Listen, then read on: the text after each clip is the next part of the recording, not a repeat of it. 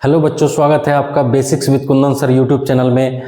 हम एक नया टेस्ट सीरीज स्टार्ट किए हैं, 30 का दम सीरीज। जैक बोर्ड में जो 30 नंबर का जो ऑब्जेक्टिव क्वेश्चन पूछा जाता है उसके लिए एकदम मजबूती से तैयारी करेंगे। और मैथ का अभी नहीं, विज्ञान का सेट 2, कल इसके पहले वाला वीडियो सेट 1 था जिसमें हम 30 क्वेश्चन डिस्कस किए थे। आज भी हम 30 क्वेश्चन डिस्कस करेंगे। आप देखिएगा कि आपका 30 में से कितना मार्क्स आ रहा है।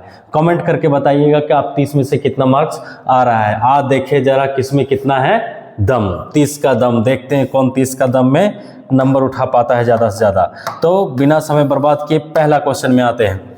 किस दर्पण का फोकस दूरी ऋणात्मक होता है? कौन सा दर्पण है जिसका फोकस दूरी क्या होता है? ऋणात्मक होता है। तो देखिए, ये उत्तल दर्पण है और ये अवतल दर्पण है। तो उत्तल दर्पण ये मुख्य अक्ष होता है, ठीक है। तो उत्तल दर्पण में जब आपतित किरण आता है ना, तो यहाँ से ऐसे रिफ्लेक्ट होता है। तो ये लगता है कि ऐसे इधर रिफ्लेक्ट हो रहा है। तो यहाँ से लग रहा है कि इसका फोकस कहाँ होता है? इधर होता है। तो जब आप मैथ में पढ़े होंगे कि इधर क्या होता है? प्लस होता है, इधर माइनस होता है। तो इसलिए उत्तल दर्पण का फोकस जो होता है वो क्या होता है? पॉजिटिव होता है। और अवतल दर्पण में क्या होता है? इधर जाता है, ये आया किरण और ऐसे निकलता है। लगता है कि कहाँ से निकल रहा है? यहाँ से निकल रहा है। और इधर क्या है? माइनस है। इसलिए अवतल दर्पण का फोकस जो होता है वो कैसा होता है? ऋणात्मक होता है। समझ गए ये क्वेश्चन? एक क्वेश्चन से दो क्वेश्चन हो गया। उत्तल दर्पण का फोकस धनात्मक होता है, अवतल दर्पण का फोकस ऋणात्मक होता है। किस दर्पण का दृष्टि क्षेत्र बड़ा होता है? बहुत इंपॉर्टेंट क्वेश्चन है। मतलब कौन ज्यादा क्षेत्र कवर करता है? तो ये इंपॉर्टेंट हो गया उत्तल दर्पण। ये परीक्षा में पूछा जाता है कि उत्तल दर्पण गाड़ी के साइड मिरर में, पार्श्व मिरर में उत्तल दर्पण का उपयोग क्यों किया जाता है? मेन आंसर यही है कि उसका दृष्टि क्षेत्र क्या होता है? बड़ा होता है। कम जगह में वो ज्यादा क्षेत्रफल को दिखाता है ना। तो ये हो गया आंसर। गोलीय लेंस। अब यहां से भी हम दो क्वेश्चन कर लेते हैं। गोलीय लेंस, गोलीय लेंस का सूत्र क्या होता है? तो लेंस का सूत्र ये होता है 1 बटा क्या होता है? ये सी नंबर ऑप्शन है, 1 बटा भी माइनस 1 बटा यू। देखिए, लेंस और दर्पण का याद करने का तरीका सिंपल, आपको बराबर दे देना है और 1 बटा एफ लिख देना है। लिख दिए 1 बटा एफ, स्टार्ट करना है 1 बटा भी से, 1 बटा भी से स्टार्ट करना है। अब यहाँ जो होगा उस हिसाब से होगा। अगर प्लस 1 बटा यू दिए तो ये हो गया क्या? दर्पण का सूत्र। किसका सूत्र हो गया? दर्पण का। अगर माइनस 1 बटा यू दिए तो ये क्या हो गया? लेंस का सूत्र हो गया। बस देखिए, माइनस का 9 और लेंस का 9 मिल रहा है। तो ये समझिए कि माइनस वाला क्या होगा? लेंस का सूत्र होगा और प्लस वाला दर्पण का सूत्र होगा। ये भी याद, कंफ्यूजन बहुत बच्चा रहता है प्लस माइनस में, तो इसको ध्यान में रखिएगा। बराबर के बाद 1 बटा एफ, पहले 1 बटा भी, और बीच में अगर माइनस रहेगा तो लेंस का हो गया, प्लस रहेगा तो दर्पण का हो गया। अगला क्वेश्चन, जब निकट का वस्तु साफ साफ नहीं दिखाई देता है तो उसे कहते हैं। जब निकट का वस्तु साफ साफ नहीं दिखाई देता है तो उसे क्या कहते हैं? निकट का वस्तु, निकट दृष्टि दोष कहते हैं। जो नहीं दिखाई देता है वही दोष होता है, ठीक है। जो नहीं दिखाई देता है वही दोष होता है। अगर निकट का नहीं दिखाई दे रहा है तो निकट दोष होता है, ठीक है। नहीं सॉरी, यहाँ ये नहीं होगा, दीर्घ दृष्टि दोष होगा, ठीक है। दूरदृष्टि दोष होगा, सॉरी। ओम का नियम से क्या हमको मिलता है? कौन सा फॉर्मूला मिलता है? ये वाला मिलता है, V बराबर IR, ठीक है। विद्युत बल्बों के तंतुओं का निर्माण होता है। जो विद्युत बल्ब में जो तंतु होता है, जो उसमें जैसे सादा वाला बल्ब में देखे होंगे जो जलता है, उसको टंगस्टन कहते हैं। क्या कहते हैं? वो टंगस्टन से बना होता है। क्यों? क्योंकि टंगस्टन का प्रतिरोध अधिक होता है और प्रतिरोध अधिक होने के कारण वो क्या करता है? ऊष्मा जनरेट करता है और जिससे मतलब प्रकाश उत्पन्न होता है। विद्युत धारा उत्पन्न करता है, कौन उत्पन्न करता है? विद्युत धारा उत्पन्न करता है, चुंबकीय क्षेत्र उत्पन्न करता है ना। विद्युत धारा के चुंबकीय प्रभाव आप चैप्टर पढ़े होंगे, है ना। तो विद्युत धारा क्या उत्पन्न करता है? चुंबकीय क्षेत्र। अच्छा, अब घर में जो हम लोग वायरिंग करवाते हैं, है ना, घरों में प्रयोग होने वाला उपकरण मेंस से किस प्रकार जुड़ा होता है? मेंस से मतलब मेन तार से या फिर मेन स्विच से किस प्रकार, मेन बोर्ड से किस प्रकार जुड़ा होता है, तो समांतर क्रम में जुड़ा होता है। समांतर क्रम का दूसरा नाम हो सकता है पार्श्व क्रम, भी एग्जाम में दे देगा, ठीक है। तो समांतर और पार्श्व दोनों याद रखिएगा, है ना। और शादी ब्याह में किस क्रम में जोड़ा जाता है, श्रेणी क्रम में जोड़ा जाता है। देखिए पार्श्व क्रम में ज्यादा तार का खपत होता है, श्रेणी क्रम में कम तार का खपत होता है, इसलिए। चिप्स के पैकेट में 9 नंबर क्वेश्चन, चिप्स के पैकेट में कौन सा गैस, ये सब बच्चा जानता है, नाइट्रोजन गैस, है ना। अगला 10 नंबर क्वेश्चन, शरीर के भोजन का पाचन अभिक्रिया है। जैसे हमारे शरीर में जो भोजन खाते हैं, वो अब भोजन खाते हैं तो उसमें कुछ अभिक्रिया हो रहा है, तो वो किस तरह का अभिक्रिया हमारे शरीर में हो रहा है, तो ये वियोजन अभिक्रिया हो रहा है। किस तरह का अभिक्रिया हो रहा है, वियोजन। हम लोग जानते हैं कि भोजन क्या होता है, हमारे शरीर में टूटता है, तो वियोजन मतलब टूटना, इसलिए भोजन का पाचन हमारे शरीर में वियोजन अभिक्रिया है। अगर उष्मा, मान लीजिए कुछ और एग्जाम्पल, और उष्मा छेपी भी लिखता तो उष्मा छेपी मारते, क्योंकि उससे हमको ऊर्जा प्राप्त होता है। अच्छा, लौंग का तेल किस प्रकार का सूचक है। अब हम लोग यहाँ सूचक कहने का मतलब ये है कि दूसरा चैप्टर में अम्ल क्षारक लवण पढ़े होंगे, तो हम लोग लिटमस पत्र से जांच किए हैं कि कौन सूचना मिला है कि कौन वाला अम्ल है, कौन वाला क्षारक है, हल्दी से भी पता चलता है ना। तो उसी तरह लौंग का तेल किस तरह का सूचक है, तो ये गंधीय सूचक है। किस तरह का सूचक है, गंधीय सूचक है। अम्ल जलीय विलयन में क्या उत्पन्न करता है, H+ आयन उत्पन्न करता है। देखिए अम्ल में क्या होता है, अम्ल में होता है H+ आयन, और क्षारक में क्या होता है, क्षारक में होता है OH- आयन, ठीक है। ये बहुत बड़ा कॉन्सेप्ट है। जितना ज्यादा H+ आयन होगा वो उतना प्रबल अम्ल होगा, और जितना कम H+ आयन होगा वो उतना दुर्बल अम्ल होगा, और जितना प्रबल ज्यादा OH- आयन होगा उतना प्रबल क्षारक होगा, और जितना कम OH- होगा वो उतना दुर्बल क्षारक होगा, ठीक है। तो अम्ल जाहिर सी बात है कि जल में घुल के क्या देगा, H+ आयन देगा। अम्ल एवं क्षारक की अभिक्रिया करके क्या करता है, वो उसको उदासीनीकरण अभिक्रिया कहते हैं। क्या कहते हैं, उदासीनीकरण अभिक्रिया। उदासीन मतलब क्या होता है कि एक दूसरे के प्रभाव को खत्म कर देना। अम्ल का प्रभाव क्या है, खट्टापन, है ना। क्षारक का प्रभाव क्या है, कड़वा। अगर दोनों को मिला दे तो ना खट्टा रहेगा ना कड़वा रहेगा, है ना। दोनों का प्रभाव क्या हो जाएगा, समाप्त हो जाएगा, उदासीन हो जाएगा। इसलिए इस तरह के अभिक्रिया को उदासीनीकरण अभिक्रिया कहते हैं। कार्बन का अपरूप जो विद्युत का सुचालक करता है ना। कार्बन चूंकि अधातु है, और अधातुएं जो जनरली जो है वो विद्युत का कुचालक होता है, लेकिन एक है कार्बन का अपरूप जो विद्युत का चालन करता है, वो क्या है, ग्रेफाइट। ग्रेफाइट क्या होता है, पेंसिल का जो शीश होता है जिससे हम लोग लिखते हैं, वो काला वाला हिस्सा, उसको ग्रेफाइट कहते हैं। तो ग्रेफाइट क्या है, विद्युत का सुचालक है।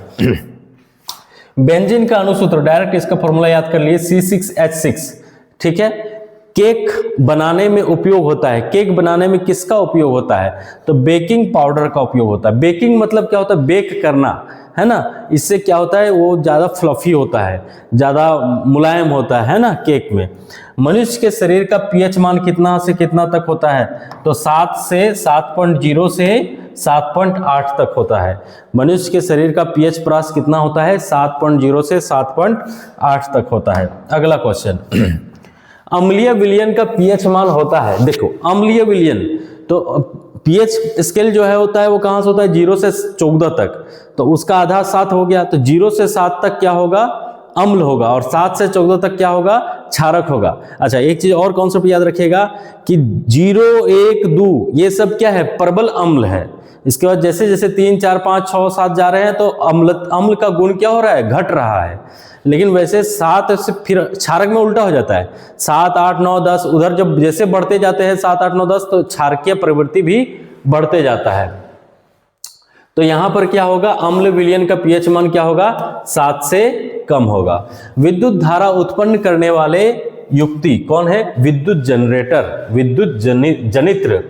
धारा के किस यंत्र, धारा को, विद्युत धारा को किस यंत्र से मापा जाता है, तो एमीटर से मापा जाता है। किस यंत्र से मापा जाता है, एमीटर से। यहां पर एक कंफ्यूजन वाला क्वेश्चन है कि विद्युत धारा का मात्रक जब पूछेगा, क्या पूछेगा, विद्युत धारा का मात्रक जब पूछेगा तो आंसर क्या होगा, एम्पियर। क्या होगा, एम्पियर। और जब पूछेगा कि किस यंत्र से उसको मापा जाता है तो क्या होगा, आमीटर। चूंकि ये दोनों एक जैसा पढ़ने में लग रहा है तो कंफ्यूजन होगा। आमीटर, मीटर क्या होता है, मापने वाला काम करता है, मीटर है ना। तो विद्युत धारा मापने वाला मीटर कौन है, यंत्र कौन है, आमीटर। और विद्युत धारा का मात्रक क्या है, एम्पियर। क्लोरोफिल में कौन सा रंग होता है, ये सब जानता है, हरा रंग होता है। अमीबा अपने किस अंग से भोजन का पाचन करता है, तो ये खाद्य रिक्तिका से पाचन करता है। वसा का पाचन करने वाला एंजाइम कौन होता है, लाइपेज होता है। वसा का पाचन करने वाला एंजाइम लाइपेज। अगला 24 नंबर क्वेश्चन कि मनुष्य के हृदय में कैसा परिसंचरण होता है। तो हम लोग जानते हैं कि मनुष्य के हृदय में दोहरा परिसंचरण होता है, ठीक है। तो आंसर क्या हो जाएगा, दोहरा परिसंचरण। मानव वृक्क को इंग्लिश में किडनी बोलते हैं। तो किडनी किस चीज में काम करा जाता है, तो ये उत्सर्जन में काम करा जाता है, ये रक्त को साफ करने में काम करता है, ठीक है, टॉयलेट बनाने में मदद करता है, ठीक है। तो ये किडनी के बारे में बात कर रहे हैं। हमारा पूज्य परमानंद जी महाराज जी का जो आज से 10-15 साल से किडनी, उनका दोनों किडनी फेल है, फिर भी राधा रानी की कृपा से उनका स्वास्थ्य बहुत अच्छा है। और हम चाहते हैं कि उनका स्वास्थ्य और आगे भी ऐसे ही बने रहे और हम सभी को कल्याण करते रहे अपने सुविचार से। अब आते हैं स्पाइरोगायरा में प्रजनन किस विधि से होता है। तो स्पाइरोगायरा में प्रजनन होता है विखंडन विधि से या विखंडन विधि से, ठीक है। उस जंतु का नाम बताएं जो पुनरुद्ध भवन, ये पुनरुद्ध भवन भी क्या है, पुनरुद्ध भवन क्या होता है। देखिए मान लीजिए कोई एक ऐसा तत्व है या कोई भी जीव है, तो कुछ छोटा सा बाहर निकला है, ये छोटा क्या हो जाएगा, एक नया जीव बन जाएगा, पुनरुद्ध भवन हो जाएगा। तो ये क्या होता है, प्लेनेरियम होता है। अच्छा, अगला जो क्वेश्चन है बहुत ही इंपॉर्टेंट क्वेश्चन है ना। मानव मादा में गर्भाशय के किस भाग में निषेचन होता है। तो निषेचन किसको कहते हैं, निषेचन कहते हैं अंडाणु प्लस शुक्राणु, मतलब जहां पर अंडाणु और शुक्राणु मिलता है उसको हम लोग निषेचन कहते हैं। वो क्या होता है, निषेचन। अब ये होता कहाँ है, ये होता है फैलोपियन ट्यूब में होता है। कहाँ होता है, फैलोपियन ट्यूब में। देखिए ये ऐसे ये ऐसे है ना, इस तरह का कुछ होता है, ये योनि होता है। यहाँ ये गर्भाशय है, यहाँ पर गर्भ क्या होता है, शिशु बच्चा बड़ा होता है, और ये अंडाणु है, यहाँ पर बहुत सारा अंड होते हैं।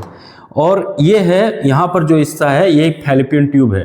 शुक्राणु यहाँ से जाता है और यहाँ पर, और ये भी अंडाणु इधर बाहर निकलता है, यहाँ पर मिलता है। इसको हम लोग क्या कहते हैं, फैलोपियन ट्यूब कहते हैं हिंदी में डिंब वाहिनी कहते हैं। तो यहीं पर क्या होता है, यहीं पर इस जगह पर दोनों मिलता है और वापस खिसक के ये निषेचन होने के बाद ये जो आएगा वो यहाँ पर गर्भ में स्थापित हो जाता है और धीरे धीरे टाइम के साथ यहाँ पर बच्चा डेवलप हो जाता है। अब आगे क्वेश्चन, लास्ट दो का क्वेश्चन 29 नंबर। मानव गर्भ की अवधि कितने दिनों की होती है, 270 दिनों की होती है। मानव स्त्री में लिंग गुणसूत्र, मानव में क्या होता है, तो एक्स, मादा में, स्त्री में क्या होता है, XX होता है, और पुरुष में क्या होता है, XY होता है ना। देखिए बच्चा लड़का होगा या लड़की होगा, इसमें महिला लोगों का कोई भी हाथ नहीं होता है, क्योंकि उसके पास जो होता है वो X ही होता है ना। देखिए ये माता हो गया, पिता हो गया, ठीक है। माता के पास क्या है, XX है, और पिता के पास क्या है, XY है। तो माता के पास जब भी कोई चीज आएगा, गुणसूत्र आएगा, तो उसके पास से X ही आएगा। अब पिता का X आया तो क्या बनेगा, लड़की बन जाएगा, ठीक है। अगर अब माता क्या देगी, X ही देगी, और पिता से अगर Y आया तो क्या बनेगा, लड़का बन जाएगा, ठीक है। तो इस तरह से ये 30 गो क्वेश्चन खत्म होता है। आपको कैसा लगा ये 30 क्वेश्चन, आप कितना मार्क्स, 30 में से कितना मार्क्स लेके आए, जरूर कमेंट करके बताइएगा।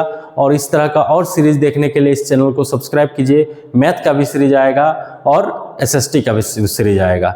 धन्यवाद। जय हिंद, जय भारत।